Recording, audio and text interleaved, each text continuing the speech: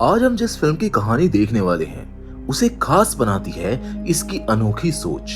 इस फिल्म का निर्देशक एक ऐसे क्रिएटर ने किया है जो पहले से ही यूट्यूब की दुनिया में काफी लोकप्रिय है। एक यूट्यूबर द्वारा बनाई गई ये फिल्म प्यार, दोस्ती, किस्मत और इच्छाओं के अप्रत्याशित परिणामों को बेहद दिलचस्प तरीके से दिखाती है।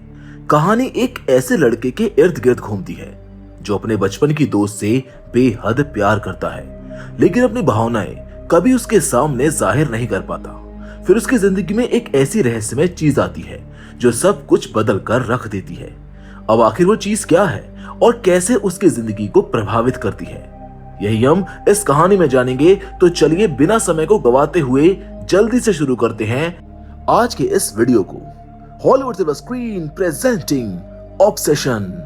इस कहानी की शुरुआत एक छोटे से रेस्टोरेंट से होती है जहां पर बेयर बेली नाम का एक लड़का काफी घबराया हुआ बैठा दिखाई देता है। उसके सामने एक वेट्रेस बैठी होती है और बेयर बार बार कुछ लाइनें दोहराकर बोलने की कोशिश कर रहा होता है। दरअसल में वो किसी इंटरव्यू या फिर भाषण की तैयारी नहीं कर रहा है, बल्कि अपनी बचपन की दोस्त निकी फ्रीमैन से अपने दिल की बात कहने की प्रैक्टिस कर रहा है। बेयर लंबे समय से निकी को पसंद करता है और अब वो अपनी भावनाएं उससे छिपाकर नहीं रखना चाहता है, लेकिन हर बार वो जब भी उसके सामने जाने की कल्पना करता है उसकी घबराहट और बढ़ जाती है। दूसरी ओर वहां पर मौजूद वेट्रेस को बेयर की मासूमियत और सच्ची भावनाएं काफी अच्छी लगती है, लेकिन उसका सबसे अच्छा दोस्त इयान इस पूरे तरीके से सहमत नहीं होता है। इयान को लगता है कि बेयर जरूरत से ज्यादा सोच रहा है। उसके अनुसार किसी लड़की को प्रभावित करने के लिए इतनी लंबी और भावुक स्पीच की जरूरत नहीं होती। वो बेयर को समझाता है कि उसे बस नॉर्मल तरीके से जाकर निकी से बात करनी चाहिए। हालांकि बेयर के लिए काम इतना आसान नहीं होता है। वो सिर्फ इतना चाहता है कि किसी तरह उसे निकी के साथ कुछ समय अकेले बिताने का मौका मिल जाए, ताकि बिना किसी रुकावट के वो अपने मन की बात कह सके।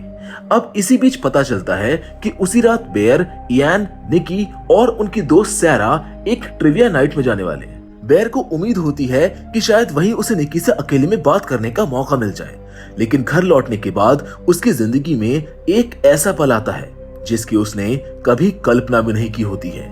घर के अंदर कदम रखते ही उसकी नजर अपनी पालतू बिल्ली सैडी पर पड़ती है जो फर्श पर पड़ी हुई है। उसके आसपास कुछ दवाइयों की गोली बिखरी हुई दिखाई देती है। पहले तो बेयर को समझ नहीं आता कि आखिर हुआ क्या है, लेकिन अगले ही पल उसे एहसास हो जाता है कि सैडी ने गलती से वो गोलियां खा ली है। अब दुर्भाग्य से बहुत देर हो चुकी होती है और उसकी प्यारी बिल्ली हमेशा के लिए उसे छोड़कर जा चुकी होती है। अपनी सबसे प्रिय साथी को इस हालत में देखकर बेयर पूरी तरह टूट जाता है। उसकी आंखों में आंसू आ जाते हैं, लेकिन फिर भी वो खुद को संभालने की कोशिश करता है। भारी मन से वो कमरे की सफाई करता है और कांपते हाथों से सैडी की लाश को एक बैग में रख देता है। इसके बाद वो अपने कमरे में जाकर अकेले बैठ जाता है। वहां पहुंचते ही उसका दर्द बाहर आ जाता है और वो फूट फूट कर रोने लगता है। उस समय उसके चेहरे पर साफ दिखाई देता है कि उसने सिर्फ एक पालतू जानवर नहीं, बल्कि अपने परिवार का एक सदस्य खो दिया है। कुछ देर के बाद जब वो उदास मन से अपने फोन पर स्क्रॉल कर रहा होता है, तब उसकी नजर निकी के इंस्टाग्राम प्रोफाइल पर जाती है। वो उसकी तस्वीरों को देख ही रहा होता है कि तभी अचानक उसका फोन बज उठता है। स्क्रीन पर निकी का नाम देखकर वो तुरंत कॉल रिसीव करता है। निकी उसको ट्रिविया नाइट की याद दिलाती है और वहां आने के लिए कहती है, लेकिन सैडी की मौत के बाद बेयर का कहीं जाने का बिल्कुल मन नहीं होता है, इसीलिए वो मना करने की कोशिश करता है। हालांकि अगले ही पल निकी एक ऐसी बात कहती है जिससे बेयर का फैसला तुरंत बदल जाता है। वो बताती है कि वो उन दोनों के बारे में कुछ जरूरी बात करना चाहती है।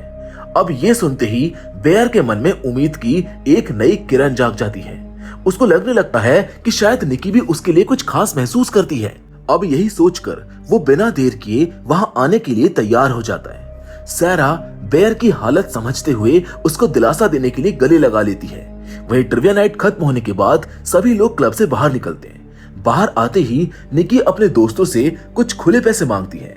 सैरा उसे कुछ सिक्के दे देती है, जिन्हें लेकर निकी पास बैठे एक बेघर व्यक्ति को दे आती है।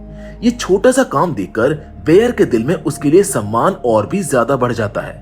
उसको लगता है कि निकी सिर्फ खूबसूरत नहीं है, बल्कि दिल की भी बहुत साफ इंसान है। अब कुछ समय के बाद बेयर निकी को उसके घर छोड़ने के लिए निकलता है। रास्ते भर दोनों के बीच प्यार, रिश्तों और जिंदगी से जुड़ी बातें होती रहती हैं। बेयर कई बार सोचता है कि अब वो अपने दिल की बात बता देगा, लेकिन हर बार उसकी हिम्मत जवाब दे जाती है। अब जैसे जैसे वो निक्की के घर के करीब पहुंचते हैं, उसकी घबराहट और बढ़ने लगती है। आखिरकार जब वो घर पहुंचते हैं तो घबराहट में बेयर एक बड़ी गलती कर बैठता है। वो निक्की को फ्रीकी निक्की कहकर बुला देता है। ये वही नाम होता है जिससे निक्की बिल्कुल नफरत करती है। निक्की तुरंत उसकी तरफ देखती है और बिना किसी घुमावदार बात के पूछती है कि क्या वो उसको पसंद करता है। वो साफ कहती है कि अगर उसके मन में कुछ है तो यही सही समय है सच बताने का। हालांकि इतने बड़े मौके पर भी बेयर डर जाता है। वो अपनी असली भावनाएं छिपा लेता है और कह देता है कि वो सिर्फ अच्छे दोस्त हैं। अब ये जवाब सुनने के बाद निक्की बिना कुछ कहे घर के अंदर चली जाती है। वहीं बेयर अपनी कार में अकेला बैठा रह जाता है। उसे खुद पर गुस्सा आने लगता है कि आखिर उसने सच क्यों नहीं बताया। निराशा और पछतावे में डूबा बेयर अपनी जेब से 1 विश पिलो निकालता है। उसे अब भी यकीन नहीं होता कि ये चीज सचमुच काम करेगी, पर फिर भी वो उसे 2 हिस्सों में तोड़ देता है और मन ही मन इच्छा मांगता है कि निक्की उससे दुनिया में सबसे ज्यादा प्यार करे। लेकिन इच्छा मांगने के कुछ ही पल के बाद कुछ अजीब होने लगता है। अचानक निक्की फिर से घर के बाहर निकलती है। इस बार उसका व्यवहार पहले जैसा नहीं लगता।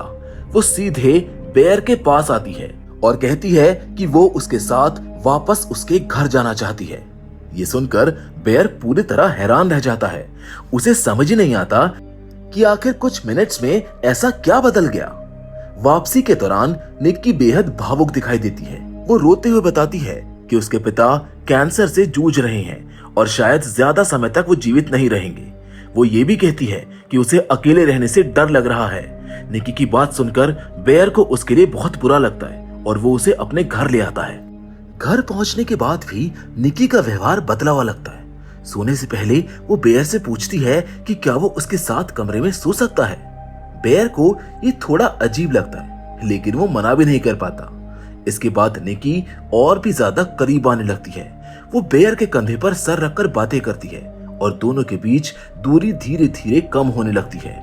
कुछ देर के बाद माहौल इतना भावुक हो जाता है कि दोनों एक दूसरे को किस करने लगते हैं। लेकिन तभी अचानक निक्की घबराकर पीछे हट जाती है। उसकी सांसें तेज हो जाती है और वो कहती है कि उसे पैनिक अटैक महसूस हो रहा है और अगले ही पल वो रोने लगती है और डरते हुए पूछती है कि कहीं उसने बेयर को अनकंफर्टेबल तो महसूस नहीं करवाया।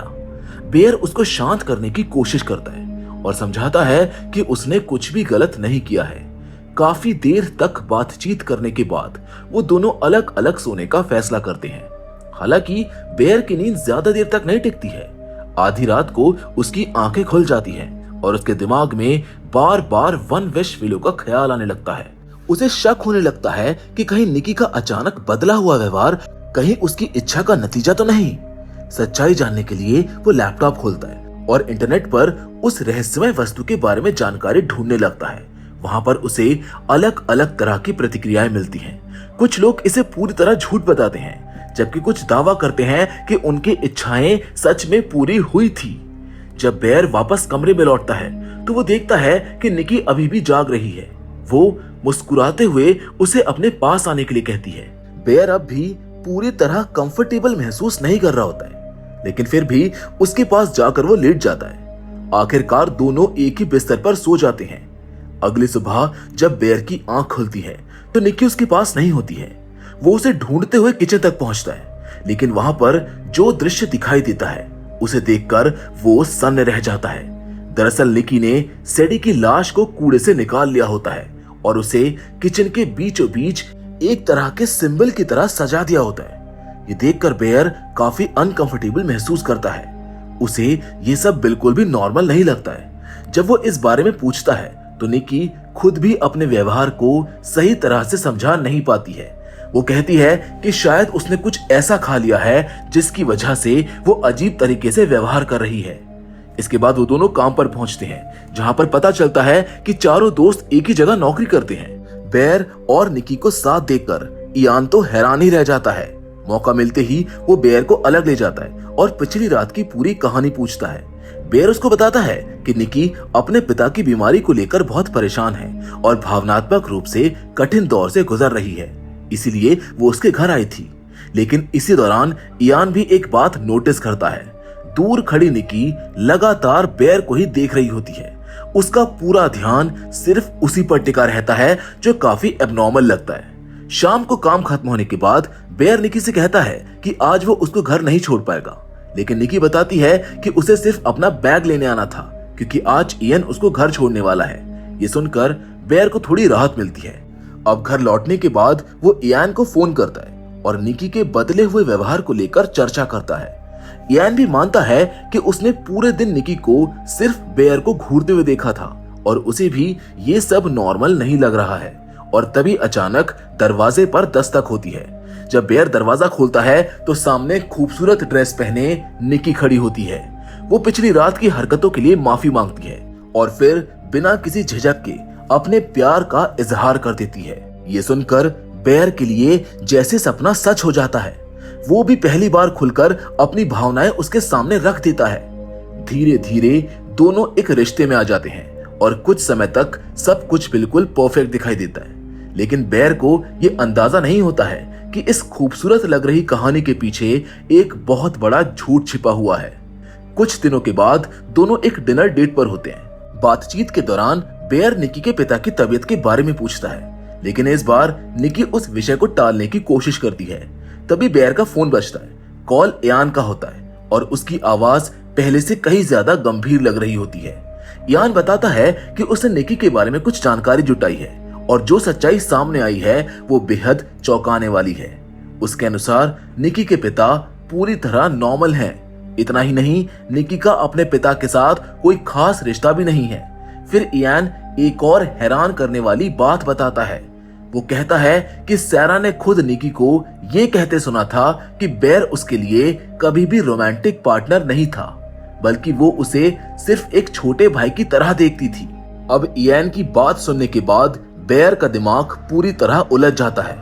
अभी तक वो जिस रिश्ते को सच्चा प्यार समझ रहा था, अब उसी पर सवाल खड़े होने लगते हैं। भारी मन के साथ वो वापस निकी के पास लौटता है, लेकिन वहां पर पहुंचते ही निकी उसको एक छोटा सा गिफ्ट देती है और बेहद भावुक होकर कहती है कि वो दुनिया में उससे सबसे ज्यादा प्यार करती है। निकी की बातें सुनकर बेयर के मन में एक डरावना ख्याल आता है। उसको लगने लगता है कि शायद वन विश विलो की इच्छा सचमुच पूरी हो चुकी है। शायद निकी की भावनाएं उसकी अपनी नहीं, बल्कि उसी इच्छा का असर है। पर फिर भी वो सच्चाई जानना चाहता था, इसीलिए वो सीधे निकी से पूछता है कि उसने अपने पिता की बीमारी के बारे में उससे झूठ क्यों बोला था। अब जैसे ये सवाल उसके सामने आता है, निकी का व्यवहार अचानक से बदल जाता है। वो रेस्टोरेंट के बीचों बीच जोर जोर से चिल्लाने लगती है। ऐसा लगता है जैसे उसका दिमाग इस सवाल को बर्दाश्त ही नहीं कर पा रहा हो। लोगों का ध्यान उनकी तरफ जाने लगता है। किसी तरह बेयर उसको शांत करवाता है और दोनों वहां से निकलकर वापस घर पहुंच जाते हैं। रात होते होते उन दोनों के बीच की नजदीकियां और बढ़ जाती है, लेकिन इस दौरान भी बेयर को बार बार महसूस होता है कि कुछ बहुत गलत है, क्योंकि निकी का बिहेवियर नॉर्मल तो बिल्कुल भी नहीं है। ऐसा लगता है जैसे कोई अदृश्य ताकत उसे नियंत्रित कर रही हो और वो अपने फैसले खुद नहीं ले पा रही हो। अब आधी रात को बेयर की नींद खुल जाती है। वो हाथ बढ़ाकर देखता है तो पाता है कि निकी बिस्तर पर नहीं है। कमरे में अंधेरा फैला हुआ होता है। वो घबराकर चारों तरफ नजर दौड़ाता है। तभी उसकी नजर कमरे के एक कोने पर पड़ती है।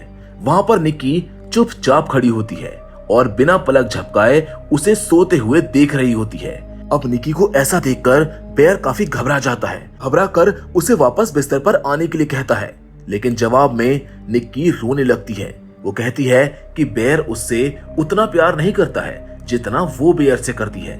बेयर उसको समझाने की कोशिश करता है कि वो भी उससे प्यार करता है। कुछ देर के बाद वो दोबारा सोने की कोशिश करता है, लेकिन तभी निकी अचानक से जोर से चीखने लगती है और हाथ में रखा एक फ्लावर पॉट लेकर कमरे में इधर उधर घूमने लगती है। उसकी हरकतें इतनी अबनॉर्मल होती है कि बेयर बुरी तरह डर जाता है। हालांकि काफी कोशिशों के बाद वो किसी तरह उसको शांत कर देता है और वापस बिस्तर पर लिटा देता है। सुबह जब उसकी आंखें खुलती है तो एक और अजीब बात सामने आती है। उसको पता चलता है कि रात के दौरान निक्की ने उसके कुछ बाल काट दिए थे। बेयर उसको ऐसा दोबारा ना करने के लिए कहता है। निक्की तुरंत माफी मांग लेती है, लेकिन उसके चेहरे पर मौजूद मुस्कान अब बिल्कुल भी नॉर्मल नहीं लग रही थी। उसकी आंखों और चेहरे के हाव भाव कुछ ऐसे थे जो बेयर को डरा रहे थे। इसके बाद निकी प्यार जताते हुए उसके लिए एक लंच बॉक्स तैयार करती है और उसे काम पर जाने के लिए देती है। बेयर उसको धन्यवाद कहता है और बाहर निकलने लगता है, लेकिन दरवाजे तक पहुंचते ही वो रुक जाता है क्योंकि मेन गेट टेप से बंद किया गया होता है। ऐसा लगता है जैसे किसी ने जानबूझकर उसे घर से बाहर निकलने से रोकने की कोशिश की हो। बेयर किसी तरह टेप हटाता है और बाहर निकल जाता है। दूसरी ओर निकी बस खड़ी होकर उसको अजीब सी मुस्कान के साथ देखती रहती है। काम पर पहुंचने के बाद बेयर सारा के साथ लंच करने बैठता है। अब इसी दौरान सारा को आर्ट स्कूल का एक लेटर मिलता है। उसको उम्मीद होती है कि उसका एडमिशन हो गया होगा, लेकिन लेटर खोलते ही पता चलता है कि उसका आवेदन अस्वीकार कर दिया गया है। सारा का मूड खराब हो जाता है और बेयर उसको दिलासा देने की कोशिश करता है। तभी सारा अचानक कहती है कि बेयर के खाने से बहुत अजीब सी गंध आ रही है। वो लंच बॉक्स पर लिखा निकी का नोट भी पढ़ती है और उसमें लिखी एक अजीब लाइन के बारे में पूछती है। अब बेयर भी ध्यान से सैंडविच को देखने लगता है, लेकिन अगले ही पल उसके होश उड़ जाते हैं क्योंकि सैंडविच के अंदर किसी मांस का टुकड़ा नहीं बल्कि उसकी मरी हुई बिल्ली सैडी के शरीर का हिस्सा रखा होता है। ये देखकर बेयर वॉमिट करने लगता है। उसको समझ नहीं आता कि निक्की ऐसा कैसे कर सकती है। काम खत्म होने के बाद इयान उसके साथ कार में बैठता है। रास्ते में दोनों के बीच निक्की को लेकर बहस होने लगती है। इयान साफ शब्दों में कहता है कि निक्की जरूर किसी गंभीर मानसिक समस्या से गुजर रही है और उसकी हालत लगातार बिगड़ती जा रही है, लेकिन बेयर अभी भी उसे बचाने की कोशिश करता है। वो बार बार कहता है कि निक्की उससे प्यार करती है और उसकी हरकतों के पीछे उसकी भावनात्मक परेशानियां जिम्मेदार है। इयान उसकी बात से सहमत नहीं होता है। वो कहता है कि आने वाली पार्टी में वो निक्की को नहीं बुलाना चाहता क्योंकि उसकी हालत किसी भी समय खतरनाक मोड़ ले सकती है। इसके बाद इयान वहां से चला जाता है। अब कार में सिर्फ बेयर अकेला रह जाता है। इसी दौरान उसकी नजर अचानक वन विश विलो के पैकेट पर पड़ती है। उसे पिछले कुछ दिनों की हर घटना याद आने लगती है। निकी का अचानक बदल जाना, उसका अस्वाभाविक प्यार करना, उसका खतरनाक जुनून और लगातार बढ़ती हुई अजीब हरकतें। डर और बेचैनी के बीच वो पैकेट पर लिखा नंबर डायल कर देता है, जहां दूसरी ओर से कंपनी का रिप्रेजेंटेटिव फोन उठाता है। बेयर तुरंत उससे पूछता है कि आखिर उसके साथ क्या हो रहा है, क्या किसी तरह इस इच्छा को वापस लिया जा सकता है। लेकिन जो जवाब उसको मिलता है वो उसके पैरों तले जमीन खिसका देता है। वो रिप्रेजेंटेटिव बताता है कि एक बार इच्छा पूरी हो जाने के बाद उसे वापस नहीं लिया जा सकता और उसका प्रभाव खत्म करने का सिर्फ एक ही तरीका है, वो व्यक्ति जिसने इच्छा मांगी है उसकी मौत। ये सुनते ही बेयर का खून जैसे जम जाता है, लेकिन असली डर अभी बाकी होता है क्योंकि अचानक वो रिप्रेजेंटेटिव फोन पर किसी और को ले आता है और अगले ही पल बेयर दूसरी ओर से दर्द और डर से भरी भयानक चीखें सुनता है। आवाज निकी की होती है। ऐसा लगता है जैसे असली निकी कहीं पर कैद है और मदद के लिए पुकार रही है। अब बेयर पूरी तरह घबरा जाता है और बिना समय गवाए घर की ओर दौड़ पड़ता है। लेकिन घर पहुंचकर जो चीज उसका इंतजार कर रही होती है वो तो उससे भी ज्यादा भयानक होती है। निकी अब भी ठीक उसी जगह खड़ी होती है जहां पर वो उसे छोड़कर गया था। उसका पूरा शरीर गंदगी से सना हुआ होता है और उसका चेहरा किसी नॉर्मल इंसान जैसा नहीं लगता। उसकी आंखों में एक अजीब सा खालीपन नजर आता है। बेयर डरते हुए उसे बाथरूम में जाकर खुद को साफ करने के लिए कहता है। फिर वो बाहर खड़ा होकर निगरानी करने लगता है क्योंकि अब उसे डर लगता है, क्योंकि वो जानता है कि निकी किसी भी पल खुद को या फिर उसे नुकसान पहुंचा सकती है। अब इसी दौरान बेयर निकी को बताता है कि वो रात में इयान की पार्टी में जाने वाला है। ये बात सुनते ही निकी का चेहरा बदल जाता है। वो अचानक बेहद बेचैन हो जाती है और गुस्से में चिल्लाने लगती है। उसे पता होता है कि उस पार्टी में सारा भी मौजूद होगी और यही बात उसे सबसे ज्यादा परेशान कर रही होती है। वो रोते हुए बार बार कहती है कि बेयर उसको छोड़कर कहीं नहीं जा सकता। निकी की हालत देखकर बेयर असमंजस में पड़ जाता है। आखिरकार वो फैसला करता है कि उसे भी वो अपने साथ पार्टी में ले जाएगा, जबकि इयान पहले से ही साफ कर चुका होता है कि वो निकी को वहां पर नहीं देखना चाहता। पार्टी शुरू होने के बाद सभी लोग मिलकर एक डेयर गेम खेलते हैं। शुरुआत में माहौल नॉर्मल लगता है, लेकिन जल्द ही चीजें अजीब दिशा में जाने लगती हैं। एक डेयर के दौरान बेयर को अपनी सीट बदलनी पड़ती है और अब उसके बगल में सैरा आकर बैठ जाती है। ये देखकर निकी के चेहरे पर नाराजगी साफ दिखाई देती है। हालांकि वो कुछ कहने के बजाय एक अजीब सी हंसी हंसने लगती है, जिससे वहां पर मौजूद सभी लोग घबरा जाते हैं। अब थोड़ी देर के बाद निकी की बारी आती है, लेकिन गेम खेलने के बजाय वो एक बहुत अजीब और अनकंफर्टेबल करने वाली कहानी सुनाने लगती है। उसकी कहानी इतनी अजीब होती है कि कमरे में बैठे लगभग सभी लोग अनकंफर्टेबल होने लगते हैं। इसके बाद बेयर की बारी आती है। उसे जो डेयर मिलता है उसके अनुसार उसे अपने बाएं तरफ बैठे व्यक्ति को किस करना होता है और उस समय उसके बगल में सैरा बैठी होती है। लेकिन इससे पहले कि बेयर कुछ समझ पाता, निकी अचानक सैरा को उसकी सीट से हटाकर खुद वहां पर बैठ जाती है। अब सिचुएशन ऐसी बन जाती है कि बेयर को मजबूरी में निकी को ही किस करना पड़ता है। कुछ पल के बाद ऐसा लगता है ऐसे निकी को अचानक अपने ऊपर दोबारा कंट्रोल मिलने लगा हो। उसकी आंखों में डर दिखाई देता है, मानो वो खुद अपनी हरकतों से परेशान हो। लेकिन ये पल ज्यादा देर तक नहीं टिकता है। अचानक वो पास पड़ी टूटी हुई बोतल का टुकड़ा उठा लेती है और खुद को चोट पहुंचाने लगती है। ये देखकर पार्टी में मौजूद सभी लोग घबरा जाते हैं। चारों तरफ चीख पुकार मच जाती है। बेयर तुरंत उसको लेकर अस्पताल पहुंचता है, लेकिन हैरानी की बात यह होती है कि किसी कारणवश अस्पताल उसको भर्ती करने से इनकार कर देता है। मजबूर होकर बेयर उसको वापस घर ले आता है। घर पहुंचने के बाद बेयर का धैर्य टूटने लगता है। वो सीधे निकी से पूछता है कि उसने पार्टी में ऐसा व्यवहार क्यों किया। इस बार निकी बिना कुछ छिपाए जवाब देती है। वो स्वीकार करती है कि उसे सैरा से जलन हो रही थी, क्योंकि उसे महसूस हो गया था कि सैरा बेयर को पसंद करती है।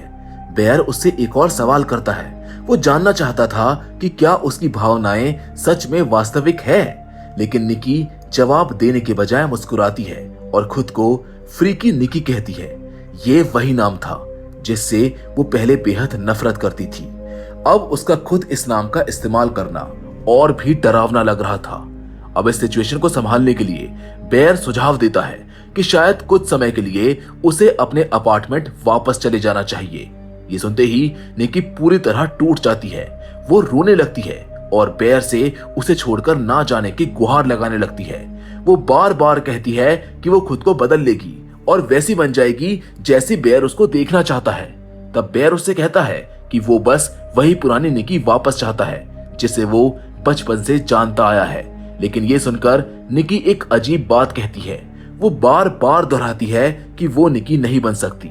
ये जवाब सुनकर बेयर और भी ज्यादा उलझ जाता है। अब कुछ ही सेकंड्स के बाद उसका व्यवहार फिर से बदल जाता है। वो माफी मांगने लगती है, अपने प्यार का इजहार करने लगती है और लगातार ये कहती रहती है कि वो बेयर से बेहद प्यार करती है। धीरे धीरे उसकी हरकतें इतनी अबनॉर्मल हो जाती हैं कि बेयर को पहली बार सचमुच उससे डर लगने लगता है। हालांकि निकी बार बार भरोसा दिलाती है कि वो उसे कभी नुकसान नहीं पहुंचाएगी। बेयर चाहता है कि आज रात वो अकेला सोए, लेकिन ये सुनते ही निकी फिर से बुरी तरह भावुक हो जाती है। वो खुद को नुकसान पहुंचाने जैसी बातें करने लगती है और आखिरकार बेयर मजबूरी में उसके साथ ही रुकने का फैसला करता है। कुछ देर के बाद जब निकी सो जाती है तो बेयर के फोन पर सैरा का मैसेज आता है। सैरा उसको बाहर मिलने के लिए बुला रही होती है। बेयर चुपचाप बिस्तर से उठता है और बिना आवाज किए कमरे से बाहर निकलने की कोशिश करता है। लेकिन तभी कुछ ऐसा होता है जो अब तक की सारी घटनाओं से ज्यादा डरावना था। अचानक निकी का असली व्यक्तित्व कुछ क्षणों के लिए सामने आता है। इस बार उसकी आवाज डरी हुई होती है। वो बेयर से विनती करती है कि जब तक ये जुनूनी और विकृत रूप सो रहा है तब तक वो उसको खत्म कर दे। बेयर उसकी बात समझ नहीं पाता है। वो पूछता है कि आखिर उसके साथ रहने में इतनी बड़ी समस्या क्या है। तब निकी दर्द भरी आवाज में कहती है कि जो कुछ भी पिछले दिनों से हो रहा है वो असली निकी नहीं है। वो बार बार उससे खुद को खत्म करने की गुहार लगाती है ताकि ये सब कुछ हमेशा के लिए रुक जाए। लेकिन बेयर उसकी बात को पूरी तरह समझ नहीं पाता है और वहां से बाहर चला जाता है। घर के बाहर सैरा अपनी कार में उसका इंतजार कर रही होती है। वो उसे एक नया लेटर दिखाती है जिसमें लिखा होता है कि इस बार उसे आर्ट स्कूल में एडमिशन मिल गया है। वो दोनों इस खुशखबरी पर बात करते हैं, जिसके बाद सैरा बेयर को एक ऐसी बात बताती है जिसको सुनकर वो हिल जाता है। वो बताती है कि निकी और एयान करीब 2 साल तक रिलेशनशिप में थे। सैरा का मानना है कि शायद निकी सिर्फ एयान को जलाने के लिए बेयर के साथ रिश्ते में आई है। बातचीत के दौरान ये भी साफ महसूस होने लगता है कि सैरा खुद बेयर की परवाह करने लगी है। वो उसको चेतावनी देती है कि वो एक खतरनाक और जहरीली स्थिति में फंस चुका है और उसे इससे बाहर निकलना होगा। लेकिन उसकी बातचीत अचानक बीच में ही रुक जाती है, क्योंकि अगले ही पल निकी वहां पर पहुंच जाती है। उसके चेहरे पर गुस्सा साफ दिखाई दे रहा होता है। बिना कुछ सोचे समझे वो कार की खिड़की तोड़ देती है और सीधे सैरा पर हमला कर देती है, और यहीं से ये सिचुएशन पूरी तरह से कंट्रोल से बाहर हो जाती है। निकी का गुस्सा अब पूरी तरह बेकाबू हो चुका होता है। वो सैरा पर बेरहमी से हमला करती है और कुछ ही पलों में हालात इतने डरावने हो जाते हैं कि सैरा की मौत हो जाती है। ये देखकर बेयर पूरी तरह सदमे में चला जाता है। उसको समझ नहीं आता कि आखिर उसकी जिंदगी इतनी भयानक दिशा में कैसे पहुंच गई। और सबसे डरावनी बात तो ये होती है कि निकी इस पूरी घटना के बाद भी बिल्कुल नॉर्मल होती है, जैसे उसके लिए ये कोई बड़ी बात हो ही ना। वो बेयर से कहती है कि उसे सब कुछ साफ करने और सबूत मिटाने में उसकी मदद करनी होगी, और बेचारा डरा हुआ बेयर उसकी मदद करने के लिए तैयार हो जाता है। और अब उसको साफ समझ आने लगता है कि उसकी एक इच्छा ने सब कुछ बर्बाद कर दिया है। अगले दिन वो सीधे उसी रहस्यमय दुकान पर पहुंचता है जहां से उसने वन विश विलो खरीदा था। उसके मन में बस एक ही उम्मीद बची होती है कि शायद किसी तरह इस श्राप को खत्म किया जा सके।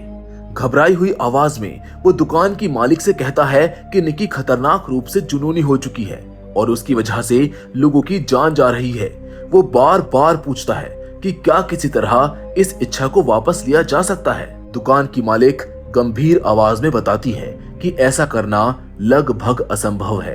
उसके अनुसार स्थिति तभी बदल सकती है जब निकी खुद अपनी इच्छा से बेयर को छोड़ दे, या फिर कोई दूसरा व्यक्ति किसी नई इच्छा के जरिए हालात बदल दे।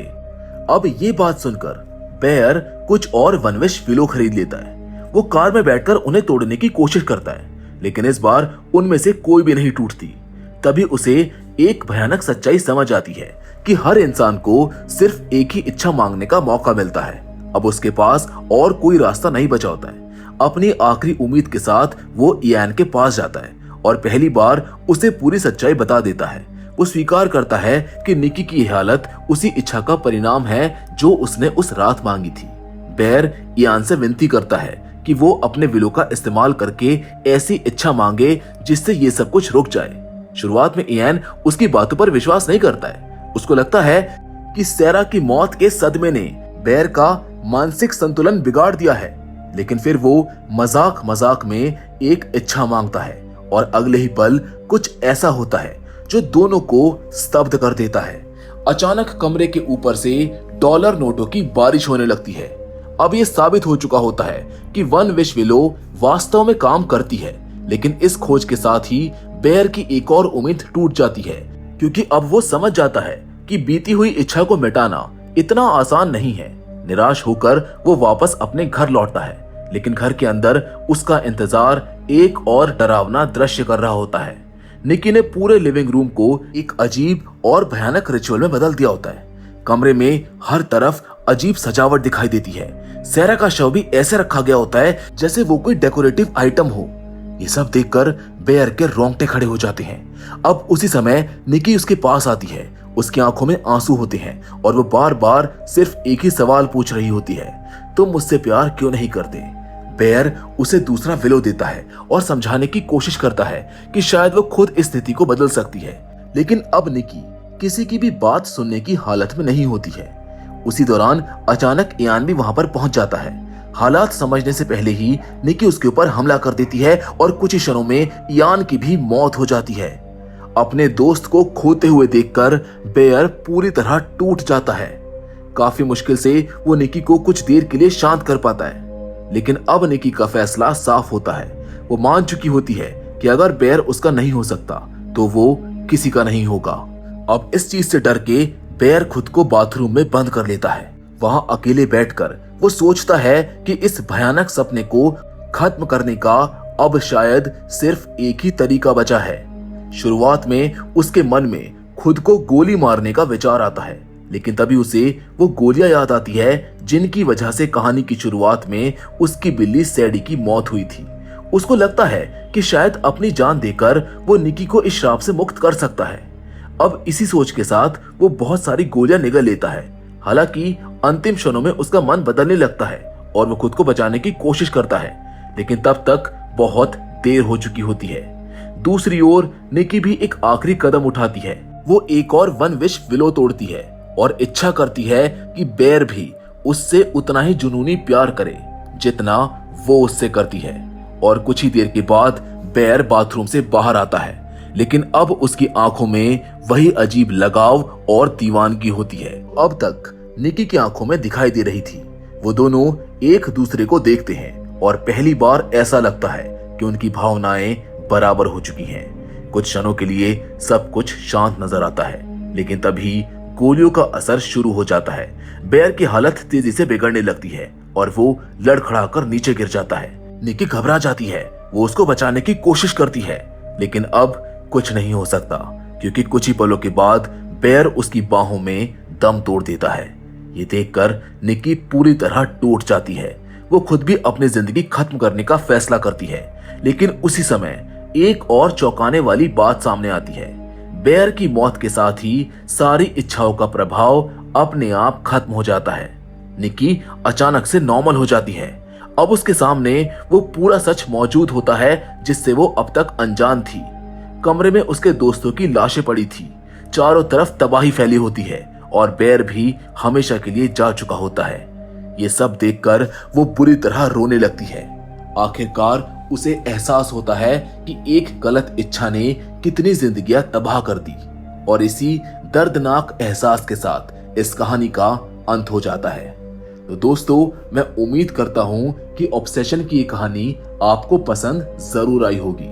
बाकी फिलहाल आज के इस वीडियो में बस इतना ही, लेकिन हमेशा की तरह हम आपसे जरूर मिलेंगे, और वो भी एक और नई इंटरेस्टिंग कहानी के साथ। पर तब तक के लिए धन्यवाद।